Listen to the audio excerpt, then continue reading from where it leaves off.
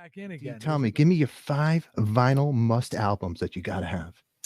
This is a vinyl schminal. I don't care what they're on. Somebody just asked me this the other day, and I didn't realize, because I always thought, oh, I know my choices, but it was literally Sophie's choice. I mean, that was like picking amongst your children, and then when you publish it, I think Louder or one of those online. They published it, and people going, "How could you leave out?" And you feel like I had to choose.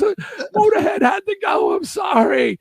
It was like, it was that kind of thing because, and I kind of wound up going chronologically, and because I said, well, it was really, Paul Revere and the Raiders that got me off. Like they was sort of edgier than the other bands.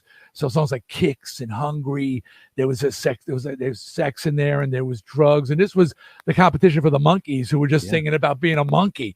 So I go with the Paul Revere and the Raiders' greatest hits, but then I moved on and I said, okay, well I got to get Slade in there, because without Slade there would not be the Twisted Sister anthems. They were so Slade influenced and inspired. So I put Sladist, again a cheat because it's the greatest hits record. Also cheating are live albums because they're kind of greatest hits, but you didn't say I couldn't pick them. Thin Lizzy Live and Dangerous. That's one that it's a double album. You could go for days. Sex Pistols, never mind the bollocks. Punk is a major influence in Twisted Sister in my life, and again, would not be, you wouldn't have, we're not going to take it if, that's all downstroke.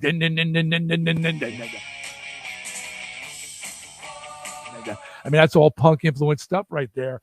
And then I mentioned Queen 2.